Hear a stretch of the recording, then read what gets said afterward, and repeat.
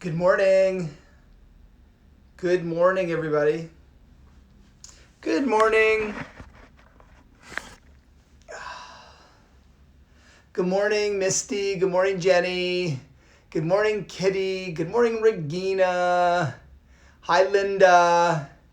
Hi, Cardian. Happy Easter. Hi, Cassie. Hi, Matthew. Hi, Brandy. Hi, Mana. Yeah, good morning. Good morning, Lisa Mack. Good morning, Macarena. Good morning. Yes, good morning. Good morning, Irene. Good morning, May. Happy Easter. Yes, happy Easter. Good morning.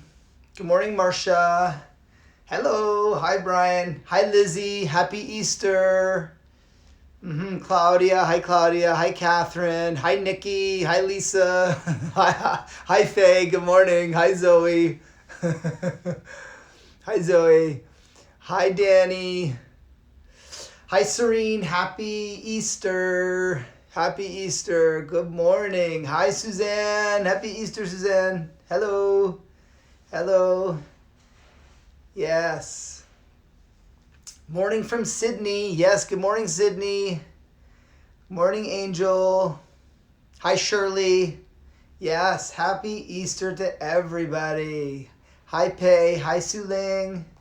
Hi, Agnes. Hi, Janet from Singapore. Hi, Yuka. Hi. Hi, Shirley. Happy Easter. Hi, Cass. Just finished the practice. Awesome. Awesome. Hi, Poon. Hello. Hi, Sophie. Hi, Scott. Hi, Tanya. Windy Study Yoga. Yeah. Hi, Santa. Hi, So. Happy Easter. Happy Easter. Hi, Vivian. I see you there. Morning, Matt. Morning, Singapore. Yeah. Hi, Venus. Hi, Estelle. Good morning. Good morning, Estelle. Yeah. Good morning, Agnes. Very good. Very good. Hi, Jane. Hi. Hi, Tom. Hi, Tom. Hi from San Francisco. Hello. Great. Winnie. Hi, Winnie. Hi, Cindy. Hi, Amani. Good morning. Happy Easter, Lawrence. Happy Easter, Bali. Morning, Mary. No money for eggs. Ha ha ha. Hi, O. Good morning, O. Hi, Thailand. Hi, Pennsylvania. Instagram malfunction. Hi, Pennsylvania. Hi. Yeah, so good that you guys all get to connect through here. I'm so happy about that. Yes, I know. Matt, we miss you too, Matt. We miss you, buddy. Hi, Lisa. Hi, Jen Kentrup. Hi from Thailand. Hi from Thailand. Yeah. Easter Sunday morning. In Hong Kong we are. It's a beautiful Sunday morning in Hong Kong. Hello from Singapore. Hi, Yoon. Hi. Hi. Hello, everybody. Yes. Hello, everybody. I'm leaving the comments on so you can see them all, so everyone can read and check it out. Okay, I hope everyone is well rested and enjoying a morning. Good morning, Kelly. Good morning, Kelly. Yeah, good morning. Good morning. Good Sunday. Life and photos. Yes. Good morning, Melissa. Hi, Melissa. Hi, Sydney. Hi, Melbourne. Hi again. Yes. Okay. So I'm gonna start the morning. It's these 30-minute talks that I'm doing seem to go very fast, and I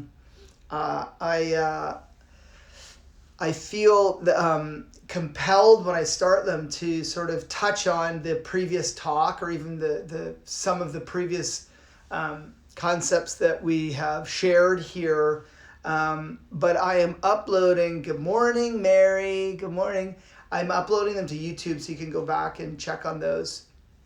But an overarching theme of all these talks is really how to build a fulfilling life through the teachings of yoga. How to make, how to cultivate authentic satisfaction in the way that we're living, the way that we are living our days, through Happy Easter, Francis, how to live a fulfilling life through the days and through the decisions that we make. And maybe that's not just for yogis, that's for everybody. Everyone is attempting to live their best life, right? And I saw some post last night somewhere on some of this social media, some what seems like some like really funny, brilliant guy was writing about, he said something like, am I the only one not living my best life during the crises, during the virus crises? And it had like a gazillion thumbs up, you're not alone. None of us are living our best life. Morning, Carly. Good morning. So what does it mean to live our best life? What does it mean to experience fulfillment and satisfaction? And the path of yoga is explained and defined in many ways. And we have self-realization, and we have enlightenment, and all of these self-knowledge, etc., etc. And it's taken me a long time to even barely catch on to these ideas. And I don't mean to say that I understand them fully. I'm still deeply in the process, maybe like you guys. I'm still deeply figuring out what it means to be fulfilled, what it means to be content, what it means to be satisfied. And buenos dias, Mirna. And so I wanted to propose some ideas, some thoughts for you guys. Thoughts that I am pondering myself. And the first one is how do we make better decisions? One of the things that I can reflect on that brings me satisfaction is looking back and realizing that I am making better decisions as time goes on. You could flip it over and say, looking back and realizing I'm not making worse decisions as time goes on. I'm not getting worse at making decisions, And so you go, okay, how do you make better decisions? Making better decisions is a way of expressing wisdom that we are gathering from our life experience. We're gathering the data, the effects, and we're using it to move forward in a better way. Yesterday we talked about no person is inherently virtuous without hard work. It's not just happening. We're not just making better decisions because we're just carrying on. We actually have to work at it. And I think that any number of us, or all of us, we suffer some regret of making, that decision sucked, that sucked. Or fear looking forward, going, oh God, how do I make this decision? What am I going to do here? What's the best decision to make? So when I think about this for myself, how do I make better decisions? I now, at this stage of my life, look back and I realize, well, one of the ways that I have slowly refined my ability to make better decisions, and by no means do I assume to be a good decision maker, but slightly better than I used to be, let's say, is by having, and get ready for being absolutely bored silly, but having a consistent path each day. So every day there are some new decisions to make, things to buy, places to go, people to talk to, lots of duties that are new each day. And yet there is a content that is the same also, if we choose it, like our rituals, like getting up every morning and doing those rituals. Like getting up every morning and doing our yoga, doing our oil pulling, doing some reading, going to some source material, reading some wisdom teachings, being consistent. Now, these things took me a long time to take on. I mean, for a long time I've been doing yoga every day, and that was like the only kind of consistent thing. And even that would be different times a day and different things and stuff. But over time, I have realized when I look back how valuable having a consistent routine has helped me make better decisions moving forward.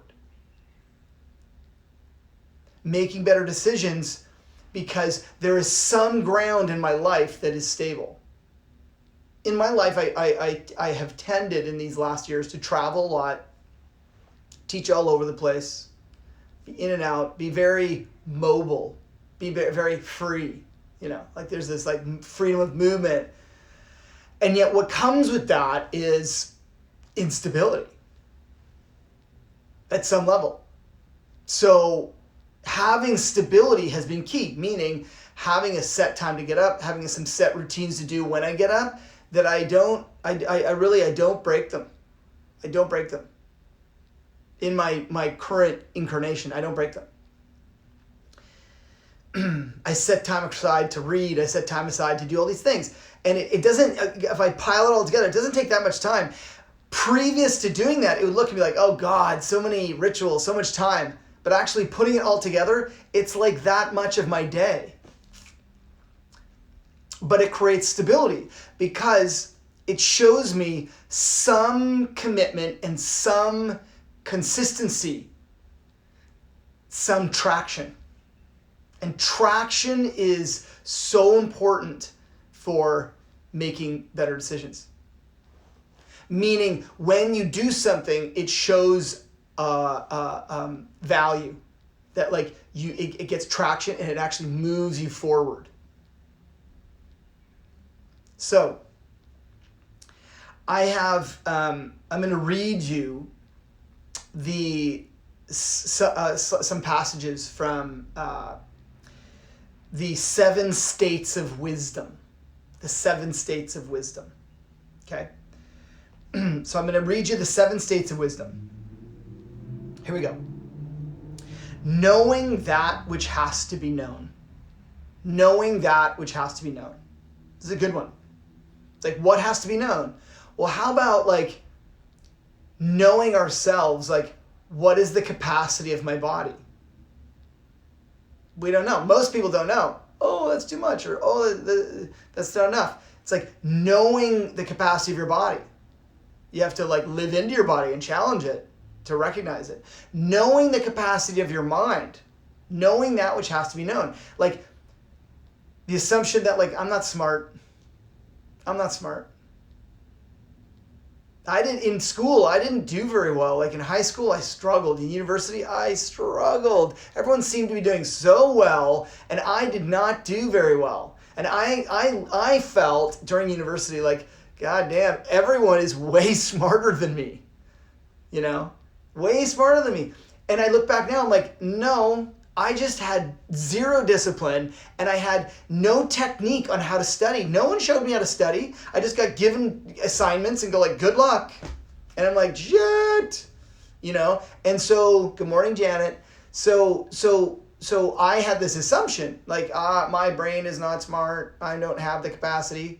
And not till years later did I really, when I found a subject like yoga and history that I was interested in, it was like, boom, like, put myself down and learn how to study, learn how to like navigate these challenges of taking on this information and understanding. And so, number one, knowing that which has to be known. Know how to do your finances, know how to do your taxes, know how to do the things that are definitely our responsibility. You got to do it. Do not look away from that which has to be known. Know it. You know, go into it, deeply know it. This clears things and allows us to make better decisions moving forward. When we don't know what needs to be known, shit, we make bad decisions all the time. When you don't know what this does when I put it in my body, then every day we wake up feeling, oh, and we don't know that we're actually poisoning ourselves, you know, whatever that is. Knowing that which has to be known. So that's it. That's it. It's a simple idea to carry with us. Know what has to be known. Take on, like, go and study, go and look things up, go study your body, reflect, be like deeply accountable and test your theories. Oh, I have to eat 3 meals a day. I have low blood sugar. I wake up at 6 a.m. I have to have breakfast as soon as I wake up. Really? Have you ever gone a long enough time without having breakfast? Like, for so long, I had this idea, or it wasn't my idea, but I thought I had to eat all the time, like small meals all the time. That theory did not hold weight once I changed it and took the science of fasting, like, for slightly longer each day, has proven crazy successful for me, for my digestion, for my mental energy, for everything. Having these longer periods where I don't eat, I was like, I would never have known because I didn't know. So know what needs to be known. Know what needs to be known. It's the first one, and it's like the key one, right?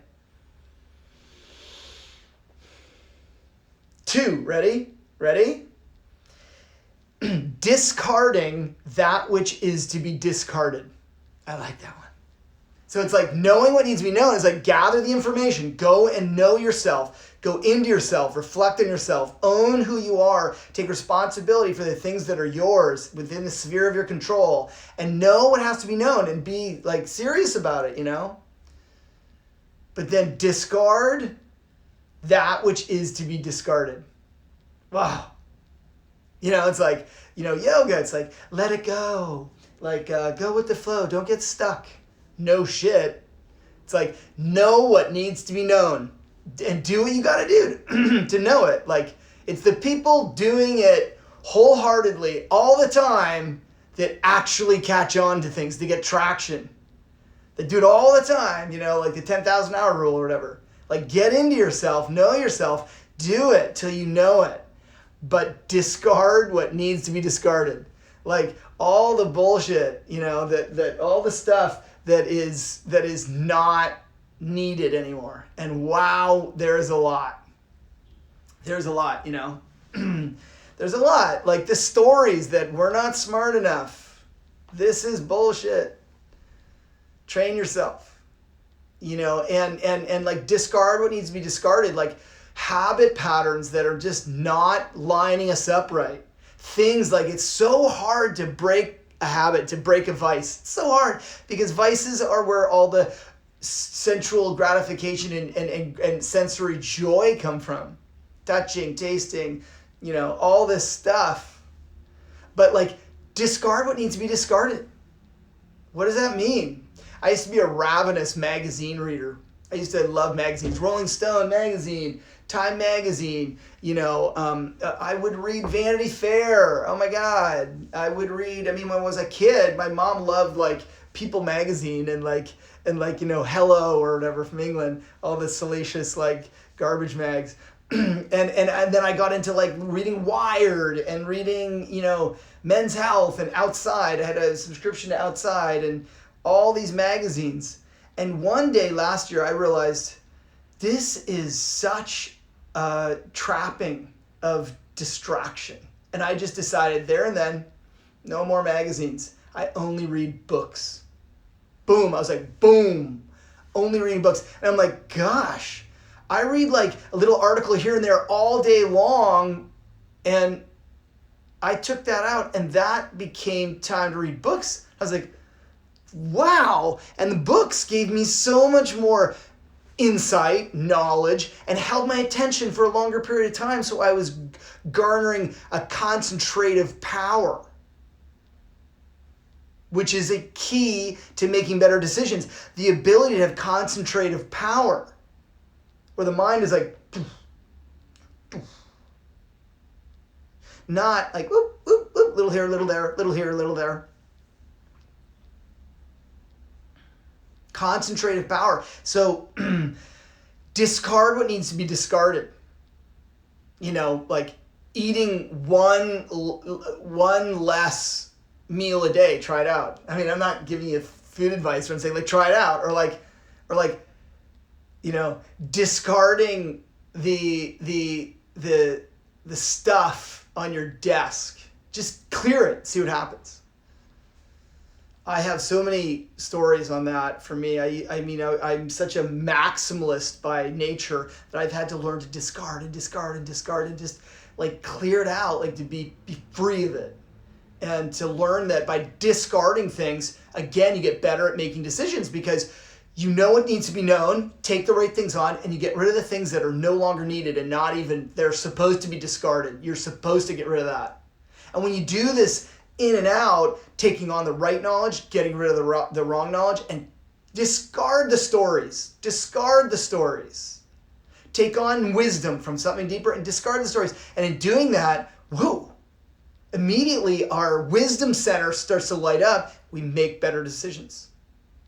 We can't just like take on more information, hoping to read the right article to get the right little idea to know how to make our life better every day. Oh, I'm going to read that. I'm going to read that. The New York Times, front to back. I used to do all that. I don't do any of that anymore. Forget it. Gone. Done. Life is perennial. Things last. Magazines and ideas and opinions, for me, I find it total BS.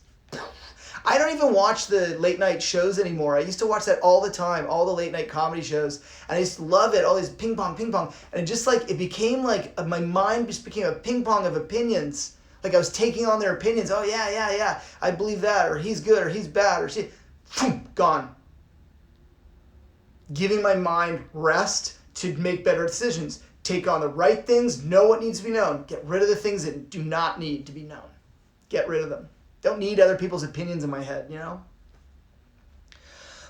3, attaining that which has to be attained.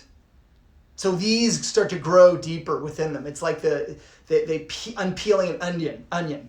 The third state of wisdom, attaining that which has to be attained. Good health. Good health. Attaining that which needs to be attained. I believe having wise counsel, like having people, like not just friends. Friends are the best. That's the pinnacle relationship in the world, in my opinion. Friends are the best. Look, I'm single, no kids. Sure, it's easy for me to say, but I firmly believe, which we'll do another talk on, friendship is pinnacle relationship in the world. That's it. Above everything. Family, everything. And your family maybe is your friend, so that can work. But friendship is the pinnacle. And yet within that, this third level state of wisdom is attaining that which needs to be attained. And I firmly believe that we need to attain a wisdom mentor. Someone in our life, or a few, that is like clearly further along than us, that we like don't talk to, we listen to, you know, like we like take the earmuffs off and we just listen, like sit at the feet of the the grandparents, sit at the feet of the laundry mat clerk that seems to know stuff we don't know. You just like listen. And attaining wisdom requires, in my opinion, attaining a wise counsel, having wise counsel, attaining that. And it takes work, like mentors, like paying attention. And I have come back full circle to this in so many ways. There's certain people in my life that I call and I say, I'm having a problem. And I need to know what you think of this. And I don't tell them, and then this is my whole story. I just say like, what do you think? And then I can listen and then come back to it later. May or may not use it. But like we're so used to being the one that's supposed to be wise, 7 states of wisdom, and yet we forget to listen. Attaining relationships, a wise counsel, is one of those. Number 4, doing that which has to be done. Boom. Get up. Do it. Do it. I mean, like the little list in the back of our brain of those things that has to be done, and then we don't do it. Oh my God. And stop the story of like, I'm so bad, I didn't do it, or, oh my God, it's been so long. Bonjour, Sophie. It's been so long, now I can't do it, it's too late. It's like, do what has to be done. If you get up in the morning, I do this with my nighttime schedule for the following day and the morning review. I look, I'm like, what are the 5 things that like in my life today or regardless, just they have to be done. And then I just push towards those 5 things, just a little bit, writing content for trainings I'm doing, or preparing a talk like this, or like making sure, oh my God, like I have to call my mom, or I have to prepare my taxes in Canada, or I have to like whatever, like these things that like erode my concentrated focus in other things. I just move it a tiny bit forward every day. And that is hellish. I'm not good at it, but this is it, right? Doing that which has to be done. Number 5, winning the goal that has to be won. Number 5, winning the goal that has to be won. States of wisdom. What's the goal that has to be won? Well, survival. Survival is one thing that has to be won. And we need to pay attention to how we're surviving. We don't, that doesn't mean like we need glorified success. That's not the goal that has to be won. But being true to our heart, being authentic, being like listening to what is right, listening to what's right, and when we know something isn't right, taking the bold step and stepping back or stepping away. That's, winning the goal is like, be your own person. Outside of your boss, your partner, your family, right? It's like, be your own person. What you need to survive is so vital to the harmonious interaction with all the people in your life. I don't mean like what you want, but survival, like the deep need of like, man, if I don't, fulfill this small piece of me, the game's over. And then you become a horrible version, and we become all that. Now, number 5, freeing the intelligence from the pull of the 3 gunas of nature. Freeing the intelligence of the 3 pulls of the gunas of nature. So the gunas, tamas is the downward closing pull, the heavy dark pull, like when we want to hide, when we pull away and we get depressive and self-loathing and like, oh, it's like when we naturally go through periods where we feel that way. I mean, like every day at some point that happens, right? And you see how your decisions start to be swayed by that feeling of like, oh no. Or conversely, the rajas is the dynamic, stimulated, fiery, reactive sense, like that pow, that explosive, powery sense. And when you're in that state, you make different decisions as well. Reactive and over effort and overreact and exceed what is necessary or appropriate. Sattvic is the 3rd guna. And Sattvic is this illuminative, serene and illuminative state, which is an optimal state to begin with. We make better decisions here. But even that, as we go further into the philosophy, can be an attachment. Like, I only want to be around peaceful people. I only want to be, it's like we have to build ourselves resilient enough that we can deal with the shit. Like, like good vibes, yeah, but like the world is filled with chaos. So can we cultivate a state where we're not attached to like I have to live within an ashram. I have to live within a perfect setting, neither being pulled to the dark side of our own sort of self-hiding or the reactive over-efforting side. Good vibes only. Yeah, I mean, good vibes only, but like, we could say good vibes only coming from inside. To expect good vibes only outside is a bit of BS in my opinion.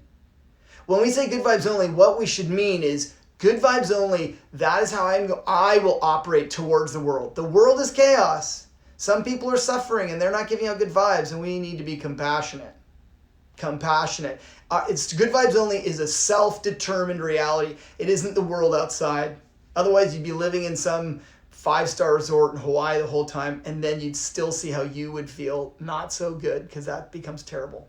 There's that story of that couple in the Maldives right now, stuck, a month later, 5 weeks later, still in the Maldives. Ah! Okay, the 7th state of wisdom is achieving emancipation of the soul so that it shines in its own light. I'm going to leave it there. That's a big one to unpack. And I'm going to review it right now, from 1 to 7. It's 10 o'clock. The half hour goes too short. Knowing that which has to be known, 1, is a state of wisdom. 2, discarding that which has to be discarded, state of wisdom. 3, attaining that which has to be attained. 4, doing that which has to be done. 5, winning the goal that is to be won. 6, freeing the intelligence from the pull of the 3 gunas, tamas, rajas, and sattva. The pull, the attachment to those states. And 7, achieving emancipation of the soul so that it shines in its own light. It's a beautiful sentence. I have a proposition that if we can consider these, and even if they don't make sense to you yet, consider them. I'm going to post them on my Facebook, the Instagram picture feed. I'm going to post them on my picture feed. And I am going to come back to them and unpack them because there's so much more to discuss that I feel like would be very helpful for all of us. Helps me to discuss them too. But it's 10:02 and I'm late for my yoga class. I have to run to the studio, which is like in that room. But I'm proposing I'm going to do a 1-hour talk this coming week. And so I'm going to post my schedule later today. And I'll do one talk this week will be 1 hour. Please send me comments and stuff. I was even thinking maybe I would do an evening talk, possibly. Let's see. Love you too, Matt. Claudia, love you guys. Yay, Cora. I'm going to do a level 1 practice right now for 1 hour. If you'd like to join me, I will start a new video now. Sending you guys love. You little wise chickens. Keep making good decisions. Namaste, people.